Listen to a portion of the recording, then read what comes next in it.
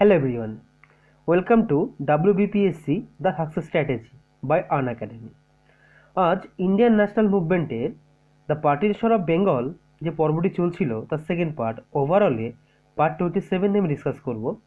Micellar Papan Saha, educated at WBPSC the success strategy by an academy. আজকের ভিডিওটি start করা যাক। আজকের ভিডিওর প্রথম যে পয়েন্টটি দেখতে পাচ্ছেন সেটি হলো আফটারম্যাথ অফ দ্য পার্টিশন, অর্থাৎ আমি আগের যে ভিডিওটিতে সেটা পার্টিশন অবধি পড়িয়েছিলাম। পার্টিশনের পরে রিয়াকশন কী ছিল, পার্টিশনের পরে বেঙ্গল অল ওভার ইন্ডিয়ার মানুষের প্রতিক্রিয়া কী ছিল, এবং পার্টিশনের পরেই আমরা কীভাবে বিদেশি পণ্য দ্রব্য বর্জন করে দেশীয় জিনিসকে গ্রহণ করছিলাম, তারই সাথে কিছু গুপ্ত বিপ্লবী সমিতি, কিছু সংস্থা, কিছু জাতীয়তাবাদী নেতা, চরমপন্থী নেতা, সমস্ত রাইজিং বা যাদের উন্মোচন হয়েছিল, সমস্ত কিছু এই ভিডিওটার মাধ্যমে দেখব। ফার্স্ট অফ অল দেখবো আফটারম্যাথ অফ পার্টিশন, পার্টিশনের পরবর্তী পর্যায়।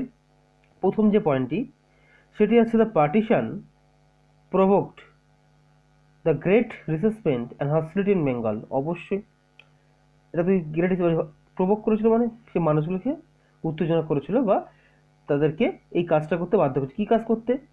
সেটা হচ্ছে রিসেসমেন্ট হস্টিলিটি ইন বেঙ্গল, অর্থাৎ ব্রিটিশ সরকারের বিরুদ্ধাচরণ যে ব্যাপারটা আমরা সে বলতে পারি, যে এক কথায় যে ব্রিটিশ সরকারের বিরুদ্ধে যে মানুষের সংগ্রাম, তার বীজ কিন্তু এই পার্টিশন অফ বেঙ্গল থেকে এসেছিল।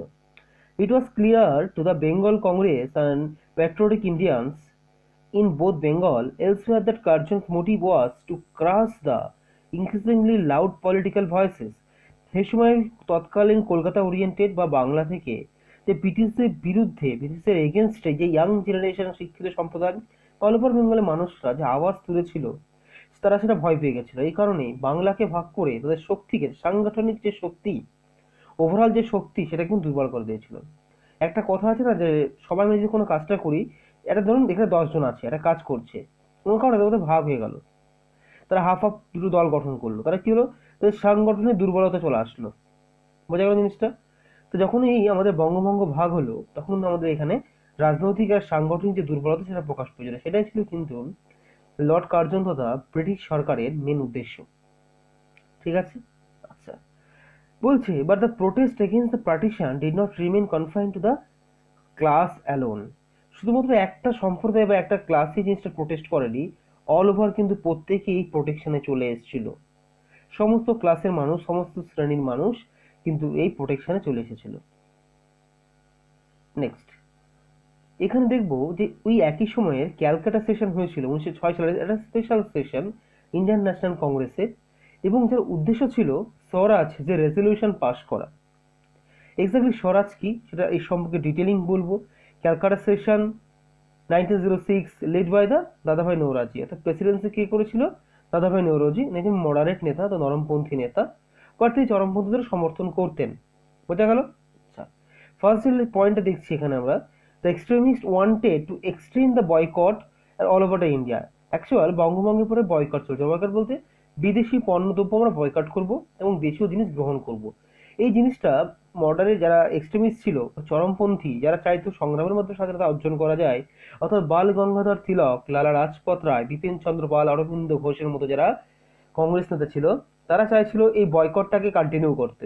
তাহলে ব্রিটিশ সরকারের উপরে ইকোনমিক বার্ডেন আমরা চাপাতে পারবো। তারপরে কি বলেছে? তারপরে বলেছে কিন্তু মডারেটটা চাইছো এই এখানে কিন্তু প্রত্যেকটা নেতার নাম বলে দিয়েছি, সেটা দেখে নেন আপনারা। এবার মডারেটর কি চেয়েছিল? আচ্ছা, মডারেটর চেয়েছিল যে কিক দা, ভালো করে বুঝুন, একদম কোনো লাইন দেখতে পারেন, জাস্ট আমার পয়েন্টে বলুন। মডারেটর চেয়েছিল ব্রিটিশদের একটা মানে সাংগঠনিক পদ বা একটা কনস্টিটিউশনের মাধ্যমে বা পার্টিকুলার পিটিশন বা আইন, ধরুন কথায় কথায় কোনো আইন পাস করাবে তারা, এবং আইনত কাজ করতে চেয়েছিল। মানে এক কথা যদি বলতে পারি, মডারেটর চেয়েছিল এটা আইনের মাধ্যমে সলভ করব, যে ব্রিটিশ সরকার সেটা আবেদন করব, সেই আবেদনের মাধ্যমে আমরা এটা সলভ করব, রিকোয়েস্ট করবো জিনিসটা আরেকবার ভেবে দেখতে। বাট এই বয়কটটা কন্টিনিউ করতে চাইছিল না। আচ্ছা, এই যে স্বরাজ যে স্লোগানটা, এটা কে দিয়েছিল? প্রথমবার 1906 সালে কংগ্রেস সেশনে আমাদের দাদাভাই নওরোজি বলেছিল। আর একটা স্লোগান ছিল স্বরাজ ইজ মাই বার্থ রাইট, ঠিক এই জায়গাটা, এটা বলেছিল বাল গঙ্গাধর তিলক। ঠিক আছে, আচ্ছা, আচ্ছা, যারা চরমপন্থী তারা কিন্তু ডিসওবে করতো, কোনো আইন কানুন মানবে না। They wanted to kick the loyalties, যে ব্রিটিশ সরকার যে আনুগত্য সেটা কিক মারো, মানে লাথি মারো, এই আনুগত্য দরকার নেই আমাদের। They wanted all that Gandhi would take up the future minus non violence. This was the first phase of the passive resistance. বোঝা গেল, স্বরাজ হচ্ছে first phase of passive resistance. Next বলছে, in 1906 the session at Calcutta was presided by Dadabhai Naoroji, যেটা বললাম আমি। সেখান থেকে question আসতে পারে 1906 সালে যে কলকাতা সেশন কে প্রিসাইড করেছিল কংগ্রেসের দিক থেকে, দাদাভাই নওরোজি হবে। দ্য মডারেট বলছে বলছে moderate chose Dadabhai Naoroji to preside the Congress, Dadabhai Naoroji the grand old man of India. অর্থাৎ ইন্ডিয়ার যে গ্র্যান্ড ওল্ড ম্যান যেটা বলি, সেটা কে ছিল, এই লাইনটা দেখে নেবেন, Dadabhai Naoroji the grand old man of India. বোঝা গেল?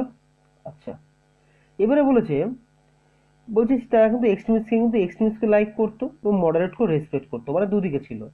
দাদাভাই নওরোজি কি শিখতেন, মডারেটদেরও সম্মান করতেন এবং এক্সট্রিমিস্টদের পছন্দ করতেন। But in the session the Congress was compelled by the extremist to adopt the following resolution. Actual 1906 সেশনে কংগ্রেসের চরমপন্থীদের খুব দাবদাবানি, মানে মানে অ্যাকচুয়াল হচ্ছে ওদেরই আধিপত্য ছিল। বোঝা গেল? তারা স্বরাজটা কিন্তু পাশ করিয়ে দিচ্ছিল এখান থেকে। আচ্ছা, তারা কি কি পাশ করেছিল পয়েন্ট ওয়াইজ যদি বলি আমরা, প্রথম পাশ করেছিল resolution on the partition of Bengal, একটা রেজলিউশন পাশ করলো। Resolution of the self government of the swaraj, নিজে আমাদের স্বাধীন হব। Resolution on swadeshi, resolution of boycott. তা স্বদেশী মানে কি, স্বদেশী বলতে যে দেশীয় পণ্য যে মানে বয়কট করছি, তাহলে স্বদেশী পণ্য নেব, দেশীয় তৈরি। ওই জন্য মায়ের দেওয়া মোটা কাপড় মাথায় তুলে নেড়ে ভাই, এই যে গানগুলো, এটা কিন্তু সেই সময় লেখা। অর্থাৎ আমরা দেশীয় যে আমাদের যে টেক্সটাইল অর্থাৎ বস্ত্রশিল্প, তারও বেশি ইফেক্ট হয়েছিল। দেশীয় তৈরি যে কারখানাগুলো হয়েছিল, কিছু পরে স্লাইডে আসছি, কিছু দেশীয় শিল্প এই ফাঁকে তৈরি হয়ে গেছিল।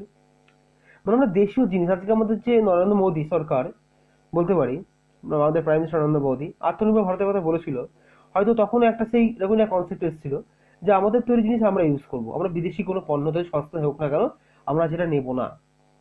অর্থাৎ সস্তা কি করে দিত, বিদেশি পণ্যের উপর কোনো ট্যাক্সেশন পড়তো না, বা পার্টিকুলার আমাদের দেশীয় যারা বস্ত্র, সুতি বস্ত্র, তাদের প্রচুর শুল্ক চাপানো হতো, এই জন্য দামটা তারা বেশি নিতে বাধ্য হতো। বোঝা গেল জিনিসটা? নেক্সট তাহলে চলে যাবো। এখানে একটা পয়েন্ট আছে যেটা হচ্ছে সুরাট স্প্লিট। তার ঠিক পরের বছর অর্থাৎ 1907 সালে কংগ্রেস নরমপন্থী আর চরমপন্থীদের মধ্যে ভাঙন দেখে, তারা কিন্তু কংগ্রেস থেকে দুটো ভাগ হয়ে গেল।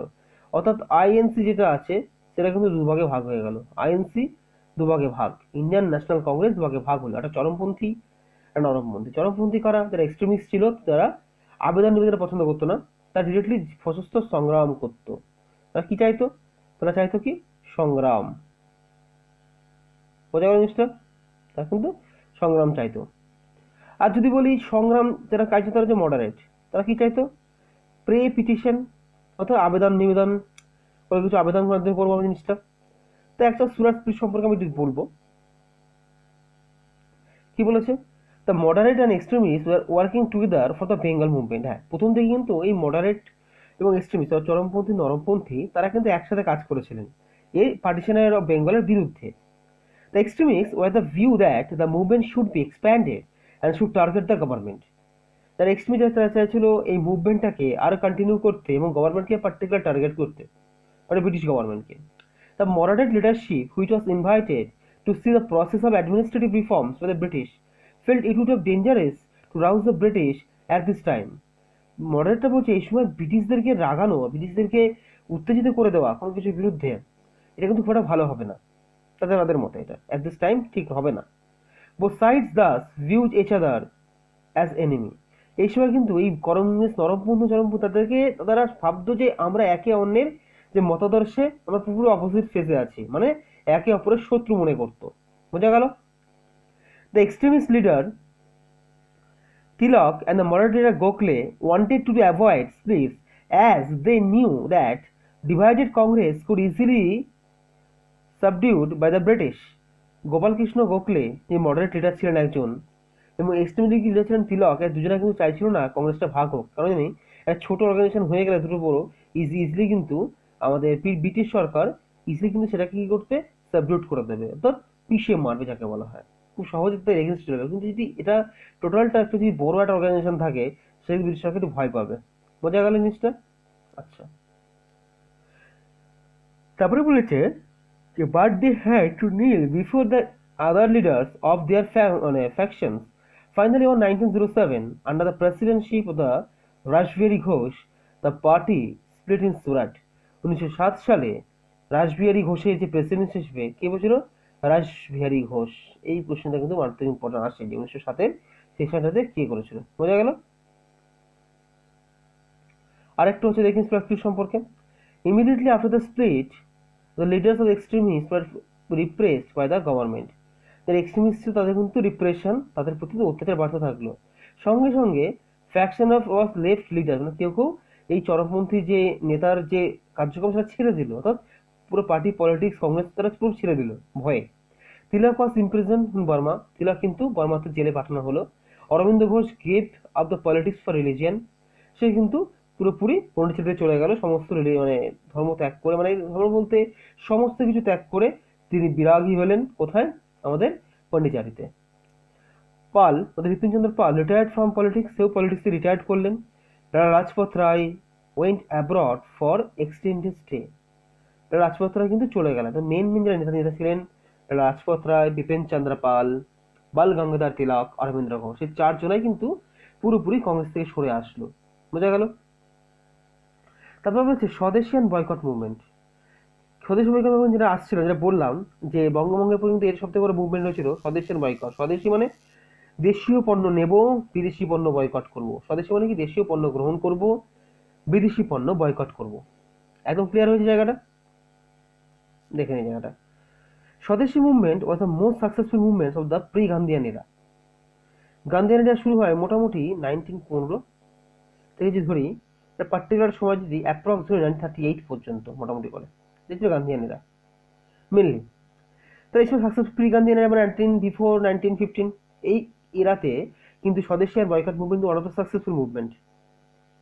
বলছে এই movement find itself in the backdrop of the mendicant politics early nationalist leaders who was resisted un-British like rule in India but believed in the English monarchy. ঠিক আছে? অর্থাৎ কিছু নেতা ছিল মডারেট, তারা কিন্তু ব্রিটিশ শাসনকে, ব্রিটিশ যে মোনার্কি ছিল পছন্দ করতো না, বাট ব্রিটিশ শাসন মনে করতো যে আমাদের জন্য ভালো, তারা পছন্দ করতো। বোঝা গেল জিনিসটা? Next, major cause of swadeshi movement can attributed to the partition of Bengal in 1905, which was seen by the Indian nationalists as a divisory tactics of the Britishans weaken the Bengali. তো ভদ্রদের বাঙালি কিন্তু তাকে ভদ্রলোক বলা হতো, আমাদের বাঙালি কি বলা হতো? বাঙালি বাবু বা বাঙালি ভদ্রলোক। তাদের যে পাওয়ার, তাদের যে ক্ষমতা, ইউনিটি, অখণ্ড বাংলার যে ক্ষমতা, সেটা কিন্তু কমানোর জন্য কিন্তু এই জায়গাটাকে করা হয়েছিল। অর্থাৎ এই বঙ্গভঙ্গ ছিল পুরোপুরি একটা চক্রান্ত, প্রি প্ল্যানিং। এটা প্রি প্ল্যানিং ছিল, এটা কখনোই শাসনতান্ত্রিক জিনিস নয়। যদি শাসনতান্ত্রিক সুবিধা করতেই হতো তাহলে কিন্তু পুরোপুরি বাংলা বা বিহারকে অ্যাড করার কোনো দরকার ছিল না। পুরো বেঙ্গলটাকে, বাংলা ভাষী যে জায়গাটাকে, সেই জায়গাটাকে একসাথে রাখতে হতো, আসামটাকে এক্সক্লুড করতে পারতো, তাতে কোনো প্রবলেম। তারা কিন্তু কি করলো, কিছুটা এদিকেও বাংলা রাখবে, কিছুটা ওইদিকেও বাংলা রাখবে। বোঝা গেল জিনিসটা? আর প্রি প্ল্যানিং ছিল তাদের। কিছু আদার রিজন ছিল এই স্বদেশী বয়কট মুভমেন্ট যেটা বললাম। কি কি? there was however multiple other reasons that the discount among the Indian life। কি কি আছে ডিসকন্টেন্টে? With the growing awareness about the economic exploitation of the Britishers of Indian masses, the drain of wealth theory. drain of wealth কে দিয়েছিল? দাদাভাই নৌরোজি। দাদাভাই নৌরোজি দিয়েছিল drain of wealth. মানে কি? মানে ব্রিটিশরা আমাদের এখান থেকে কাঁচামাল নিচ্ছে। বোঝা গেল জিনিসটা? আমাদের এখান থেকে কাঁচামাল নিয়ে ওইখানে গিয়ে বিক্রি করছে, সেখান থেকে ম্যানুফ্যাকচারিং করছে, সেই পণ্য কিন্তু আমাদের কাছে বিক্রি করছে। বাট তার টাকাটা কোথায় যাচ্ছে? তার লাভ্যাংশ কোথায় যাচ্ছে? বিদেশ চলে যাচ্ছে, ব্রিটিশ চলে যাচ্ছে। বোঝা যায় জিনিসটা? ব্রিটেনে। এই জন্য কিন্তু ড্রেন অফ ওয়েলথ বলা হয়। তো আমাদের টাকা কিন্তু আমাদের কাছে থাকছে না, আমাদের এখান থেকে বেরিয়ে যাচ্ছে। বোঝা গেল জিনিসটা? তারপরের পয়েন্টে বলেছে passing of Indian university commission act 1904, which increased the official control over the universities by increasing the nominated elements over the elected ones। এই জায়গাটা বোঝা গেছে? এই সময় কিন্তু 1904 খ্রিস্টাব্দে একটা অ্যাক্ট প্রতিষ্ঠা হয়, বিশ্ববিদ্যালয় অ্যাক্ট, যার মাধ্যমে কিন্তু এই নমিনেটেড এলিমেন্টস ইনক্রিজ করা হয়। ঠিক আছে। আর একটা কন্ট্রোল মানে ইউনিভার্সিটির উপর একটা গভর্নমেন্ট কন্ট্রোল চলছে, সেটা কিন্তু খুব খারাপ। শিক্ষা ব্যবস্থা ইউনিভার্সিটি বা কলেজে যদি গভর্নমেন্ট কন্ট্রোল থাকে তাহলে কিন্তু অনেকগুলো পলিসিতে চেঞ্জেস আনতে প্রবলেম হয়, সেক্ষেত্রে কলেজের এটা কিন্তু খুব একটা ভালো দিক নয় এই জিনিসটা। ক্যালকাটা কর্পোরেশন অ্যাক্ট না 1899, 1899 সাল যেটা হয়েছিল, এই অ্যাক্টের মাধ্যমে বলা হয়েছিল এখানে কি হচ্ছে ইলেক্টেড মেম্বার্স রিডিউস করা হবে। তার মানে কি ইউরোপিয়ান যে মেজরিটি বাড়ানো হয়েছিল সেটা কিন্তু মেন রিজন ছিল স্বদেশী বয়কট। তারা কিন্তু মানে আস্তে আস্তে এই কারণগুলো কিন্তু আমাদের দেশের মানুষদের মধ্যে, শিক্ষিত সমাজ বা আমাদের দেশের মানুষদের মুখে একটা ক্ষোভ সৃষ্টি করছিল। বোঝা গেল জিনিসটা? এগুলো আসে যে ক্যালকাটা কর্পোরেশন অ্যাক্ট 1899 এর মূল কথা কি, একদম ক্লিয়ার হয়েছে জায়গাটা। তারপর বলছে যে ব্রিটিশার্স also underestimate the utility of Bengali people and thought that there would not be much resistance. মাথায় ঢুকেছে জিনিসটা? নেক্সট চলে আসছে, বলছে অ্যাজিটেশনাল মেথডস। এটা কি ছিল? মানে এই যে জিনিসটা হয়েছিল এরপরে জিনিসটাকে আরো অ্যাজিটেশন মানে কি, অ্যাজিট মানে কি, জিনিসটা ঘুরিয়ে দেওয়া বা মিক্সিং করে দেওয়া, মানে জিনিসটা আরো ভালো পরিমাণে করা। এটা কেন হলো সেটা বলছি ভালো করে দেখুন। কি অ্যাজিটেটটা করেছিল এই স্বদেশী বয়কটটা? Initially, movement adopted passive resistance such as filling, petition, organizing prayers. কিভাবে হয়েছিল এটা?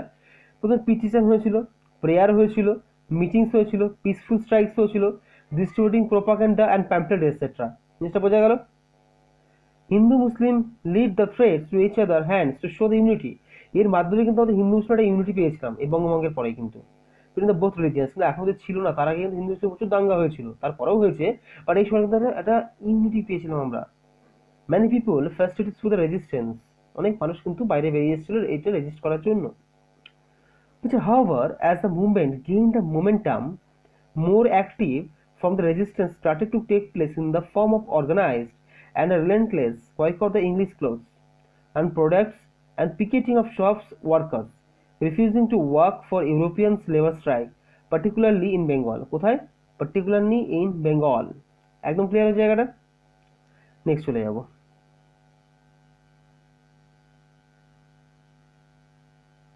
এটা কি বলেছে?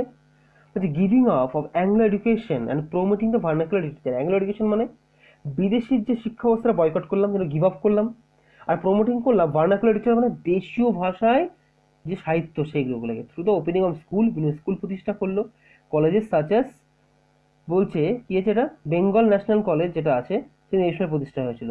ঠিক আছে। প্রমোটিং দ্য ইন্ডিজিনিয়াস ইন্ডাস্ট্রি, কিছু দেশীয় ইন্ডাস্ট্রি তৈরি হয়, যেমন হচ্ছে প্রফুল্লচন্দ্র রায়ের বেঙ্গল কেমিক্যালস, নীলরতন সরকারের সাবান, জাতীয় সাবান তৈরি কারখানা, আর হচ্ছে এটা হচ্ছে কি হবে চিদম্বরম, চিদম্বরম পিল্লাইয়ের swadeshi stream of the navigation company. বোঝা গেল সেটা? Imaginative use of religion for invoking spirit of the religious by the calling Britishers as evil. এর মাধ্যমে কিন্তু বুঝতে পারলো যে ব্রিটিশরা কিন্তু আমাদের চরম শত্রু, and opening resistance against them through the celebration of the শিবাজি মহোৎসব। এর মাধ্যমে কিন্তু আমরা আমাদের যে বোম্বে যে প্রভিন্স ছিল, বম্বে প্রভিন্সে কিন্তু শুরু হয়ে গেল আমাদের কার দ্বারা এই গণেশ শিবাজি উৎসব, আমাদের বাল গঙ্গাধর যে তিলক ছিলেন সে কিন্তু এর যে আমাদের এখানে স্বদেশী বয়কট চলছে বেঙ্গলে, তার ঠিক পরিপ্রেক্ষিতে আমাদের শুরু হলো শিবাজি উৎসব বা গণেশ উৎসব। কোথায়? বম্বে প্রভিন্সে। একদম ক্লিয়ার জায়গাটা? মানে আস্তে আস্তে বেঙ্গল থেকে সারা অল ওভার ইন্ডিয়াতে কিন্তু সেটা ছড়িয়ে যাচ্ছিল। যে various samitis came up in many parts of Bengal such as Swadesh Bandhab সমিতি, ঢাকা অনুশীলন সমিতিস। কি কি ছিল? স্বদেশ বান্ধব সমিতি, শুধু অনুশীলন সমিতি কলকাতায় বা ঢাকা অনুশীলন সমিতি, etcetera, which mobilize the people at the mass level by engaging the various types of activities such as social work during famines, famines মহামারীর সময় সোশ্যাল ওয়ার্ক করেছিল, ফেস্টিভ্যালের সময় তারা কিছু সোশ্যাল ওয়ার্ক করেছিল, প্রিচিং স্বদেশি মেসেজ, আমাদের দেশীয় ওদের জন্য কিছু মেসেজ বলতে পারছেন আমাদের স্বদেশী জিনিসগুলোকে গ্রহণ করুন, বিদেশি বর্জন করুন। ঠিক আছে। দেশের প্রতি জাতীয়তাবাদ উদ্বুদ্ধ করেছিল, organising the craft, setting of the arbitrary codes etcetera. এতগুলো কাজ তারা করেছিল। ক্লিয়ার হয়েছে জায়গাটা? দেখে নি এটা? ভিডিওটা একটু লেন্দি হবে, একটু দেখবেন, সেটা সম্পূর্ণ কভার করা আছে। The resistance could also been seen in the cultural sphere, in the literature and the songs of Rabindranath Tagore, Bankimchandra Chattopadhyay, Bande Mataram. দেখে নিন। Rabindranath Tagore broke the dominance of the Victorian art from the took the Indian styles of painting. Jagadish Chandra Basu যখন study করেছিল field of biology, fill the Indians with sense of pride in achievement. ঠিক আছে। এবার impact of the movement, ওদের মুভমেন্টটা কি ছিল দেখে নিন। বলছে people from the all walks of life participate in the movement with the greatest contribution coming from the students and women, student এবং ওমেনরাও কিন্তু এখানে অংশগ্রহণ করেছিল, সব থেকে বড় কথা। বলছি it resulted the significant decline in the foreign imports during the 1905 থেকে 1908 সালে আমাদের ফরেন ইম্পোর্ট বিদেশ থেকে যেগুলো আসছে, বিশেষ করে ব্রিটেন থেকে, সেগুলো কিন্তু আস্তে আস্তে কমে যায়। জিনিসটা বোঝা গেল? পরে দেখবো জিনিসটা কি আছে। বলছে it led the building of self resolution, আত্মশক্তি, আত্মনির্ভর আত্মহত্য, asserting the national dignity or confidence. The Swadesi movement led the people to learn the challenge and disobey the British government explicitly without fearing the atrocities of the police and imprisonment. আগে যে ব্রিটিশরা ভয় দেখিয়ে থাকতো, তাদের তোমাদেরকে ফাঁসি দিয়ে দেবো, জেল দিয়ে দেবো, কারাদণ্ড করবো, কালাপানিতে পাঠিয়ে দেবো, অর্থাৎ ইয়েতে আমাদের পোর্ট প্লেয়ার, অর্থাৎ আমাদের আমাদের হচ্ছে আন্দামান এন্ড নিকোবর দ্বীপপুঞ্জে যে পার্টিকুলার যে জায়গাটা যেখানে জেলটা ছিল সেখানে পাঠিয়ে দেবে, যে ভয়গুলো ছিল কোথায়, আস্তে আস্তে কোনো কেটে গেল জিনিসটা, বোঝা গেল? Movement received wide coverage through news papers and got attention at national level, highlights the true nature of British rule, বোঝা গেল? দ্য মুভমেন্ট, এই জায়গাটা পুরো হয়ে গেল। The movement however also set the understones the communal disharmony of the invoking the religious sentiments, setting the foundation for the Muslim leagues. Clear হয়েছে জিনিসটা? আচ্ছা, দেখিনি এটা। বলছে movement resulted in growth of extreme nationalism amongst the youth, মানে যারা যুবক তাদের মধ্যে, স্টুডেন্টদের মধ্যে কিন্তু একটা এক্সট্রিম ন্যাশনালিজম মানে কি চরমপন্থী ভাব দেখা গেল। It force the British dispensation of the offer some concession to Indians and forms the parliamentary reforms এর 1909 নিয়ে এসেছিল। তারপর হচ্ছে most of the all its concept of constructive swadeshi and boycott was activity use by the Gandhi in later national movement. এই যে কনসেপ্টগুলো swadeshi and boycott, এই concept কিন্তু গান্ধীজি পরে কিন্তু ইউজ করেছিল তাদের বিভিন্ন মুভমেন্টে, বোঝা গেল? Scraping of the partition, partition তুলে নিল কবে? 1911 সালে লর্ড হার্ডিং কিন্তু পার্টিশন তুলে নিল, এবং তারপর কিন্তু আমাদের বেঙ্গল থেকে আমাদের যে ক্যাপিটাল, দেশের ক্যাপিটাল ক্যালকাটা থেকে হয়ে গেল দিল্লি, বোঝা গেল জিনিসটা? একদম ক্লিয়ার? এত অবধি থিওরি পড়লাম, এবার ইম্পর্টেন্ট এমসিকিউস আমি ডিসকাস করবো। 377 থেকে ডিসকাস করবো 376 পর্যন্ত, আমি পার্ট 26 আমি ডিসকাস করে এসেছি। পার্ট 27 377 থেকে স্টার্ট হচ্ছে। ফার্স্ট যে কোশ্চেনটা ছিল সেটা বলছে partition was finally reversed in which year, কোন সালে কিন্তু রিভার্স করেছিল? একদম চটজলদি একদম দেখে নেবো জিনিসটা। 1911 সাল। কি হবে জিনিসটা? একদম একটাই অ্যান্সার, 1911 সাল, বোঝা গেল জিনিসটা? ক্লিয়ার হয়েছে? নেক্সট চলে যাব। British dispensation to offer some concession the India for the parliamentary reforms, অর্থাৎ এখানে কোন বছরে পার্লামেন্টারি রিফর্মস হয়েছিল সেটা জানলে হয়ে যাবে। আমরা কত জানি? 1909 পার্লামেন্টারি রিফর্মস বলেছে, বা তাকে বলা হয় কি, তাকে বলা হয়, এটা কি হবে জিনিসটা? কোন অ্যাক্ট সেটা বিটিং করবে, charter act, regulating act, the council act, এটা একটা কাউন্সিল অ্যাক্ট, এটা হচ্ছে কাউন্সিল অ্যাক্ট 1909, তাকে পার্লামেন্টারি রিফর্মসও বলা হয়, এটা 1909 সালে এটা দিয়েছিল। 378 এটা 1909 অ্যান্সার হবে, বোঝা গেল? C option.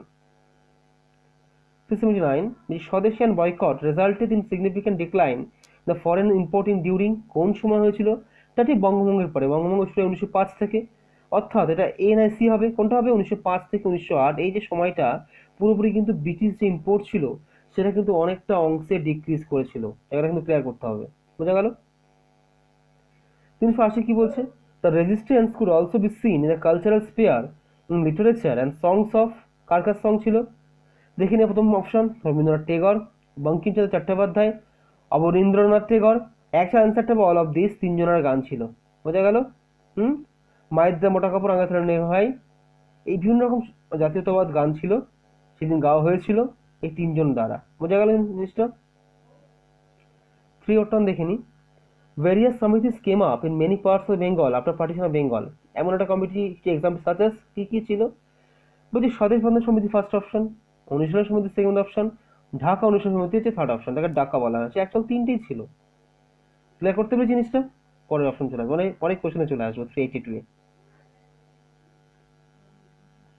বলছে during swadeshi movement promotion of the indigenous industry, দেশীয় ইন্ডাস্ট্রি, দেশীয় শিল্প কি কি হয়েছিল?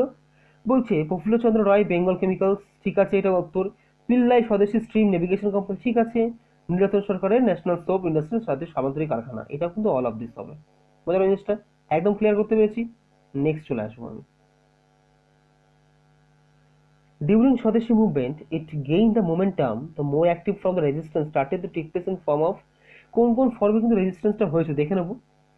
এটা কিন্তু বেঙ্গল কেমিক্যাল প্রতিষ্ঠা, পিল্লাই স্বদেশী স্ট্রিম করেছিল, এটা নির্দেশ সরকার ন্যাশনাল অফ ইন্ডাস্ট্রিজ আর of this.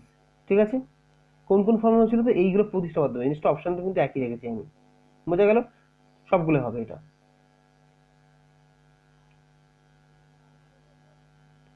Initially, Swadeshi movement adopted passive resistance in which forms? দেখে নিই জিনিসটা। বলছে filing petition and peaceful strikes, organising prayers হবে, এই অপশনটা পাল্টে দিয়েছি। ডিস্ট্রিবিউটিং প্রোপাগান্ডা অ্যান্ড প্যাম্পলেটস, প্রত্যেকটা কিন্তু আনসারে আসবে। এতগুলো ফর্মে করেছিল, পিটিশন, স্ট্রাইক করেছিল, প্রেয়ার করেছিল, মিটিং করেছিল, আর প্রোপাগান্ডা চলেছিল প্যাম্পলেটের মাধ্যমে। বোঝা গেল? Next, by which act strength of the elected members was reduced, কোথাকার? thereby giving a majority to the European members in Calcutta Corporation। কোন অ্যাক্টের মাধ্যমে ক্যালকাটা কর্পোরেশনে ব্রিটিশারদের সংখ্যা বাড়ানো হয়েছিল এবং যেটা ইলেক্টেড মেম্বারদের সংখ্যা কিন্তু রিডিউস করা হয়েছিল? কোন অ্যাক্টের মাধ্যমে? ক্যালকাটা কর্পোরেশন অ্যাক্ট 1899, এই অ্যাক্টের মাধ্যমে। বোঝা গেল? ফার্স্ট অপশন হবে এটা। ক্লিয়ার? বাকিগুলো কিন্তু হবে না। ক্লিয়ার করতে পেরেছি? Next, by which act increase the official control over the university by increasing the nominated elements over the elected ones? কি কি ছিল? কোন অ্যাক্টের মাধ্যমে সরকার মানে যে আমাদের ইউনিভার্সিটি শিক্ষা প্রতিষ্ঠানগুলো কন্ট্রোল করবে? সেটা হচ্ছে ইউনিভার্সিটি অ্যাক্ট 1904, এই অ্যাক্টের মাধ্যমে। বোঝা গেল জিনিসটা? এই অ্যাক্টের মাধ্যমে কিন্তু কন্ট্রোল করতে পেরেছিল, বাকিগুলো কিন্তু হবে না। নেক্সট চলে যাবো, who was the president of the INC session 1907? 1907 INC session যেটা সুরাটে হয়েছিল, প্রেসিডেন্ট কে ছিল? একদম এটা ইজিলি হচ্ছে রাস বিহারী ঘোষ। বালগঙ্গাধর তিলক রাজত্ব হওয়ার কথা ছিল, বাট ইচ্ছা করে সুরাটে জিনিসটা নেওয়া হয়েছে যাতে হোম আমাদের জায়গা হিসাবে, আমরা জানি এটা নিয়ম ছিল, যাদের যেটা হোম মানে ধরুন সিটি বলতে পারি বা হোম এলাকা, হোম প্রভিন্স, সেটা করতে হবে না। সুরাট ছিল বালগঙ্গাধর তিলকের, বোঝা গেল? এই জন্য কিন্তু ইচ্ছা করে এইটা করা হয়েছিল যাতে বালগঙ্গাধর তিলক সেখানে প্রেসিডেন্সি না পায়, প্রেসিডেন্সিশিপ, বোঝা গেল? শপথিত না করতে পারে। এই সভায় রাসবিহারী ঘোষ সেটা হয়েছিল। বোঝা গেল জিনিসটা? নেক্সট, আজকের লাস্ট কোশ্চেন দেখে নি। Who was the president of the Indian national Congress INC special sessions 1906 in Calcutta? Calcutta session 1906 সালে যেটা স্পেশাল সেশন হয়েছিল, সেটা স্পেশাল বলবো কেন?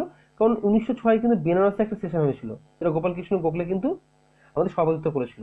1906 ঠিক আরেকটা সেশন হয় কলকাতায়, পার্টিশন অফ বেঙ্গলের জন্যই, স্বরাজ যে রেজুলেশন পাস করার জন্য। এটা কে লিড করেছিল? সভাপতিত্ব করেছিল Dadabhai Naoroji, grand old man of India. বাকিটা কিন্তু হবে না। বোঝা গেল জিনিসটা? চট জলদি করে পড়ে দিলাম। বোঝা গেল? এই এমসিকিউস গুলো ইম্পর্টেন্ট। পার্টিশন অফ বেঙ্গল এই ভিডিও মধ্যে শেষ করলাম। হ্যাঁ, বোঝা গেল? Thanks all of viewers. ভিডিওটি ভালো লাগলে অবশ্যই লাইক করবেন, শেয়ার করবেন। এবং আরেকটা কথা, আমাদের বাকি যে পার্টগুলো প্লেলিস্ট ভিজিট করে ইন্ডিয়ান ন্যাশনাল মুভমেন্ট বলে যে প্লেলিস্টটা আছে, সেই প্লেলিস্ট ভিজিট করবেন। সমস্ত ভিডিওস পেয়ে যাবেন আপ টু পার্ট 26 পর্যন্ত। আজকে আমাদের পার্ট 27 আপলোড হয়ে যাবে। বোঝা গেল? Stay safe, stay tuned. Thank you.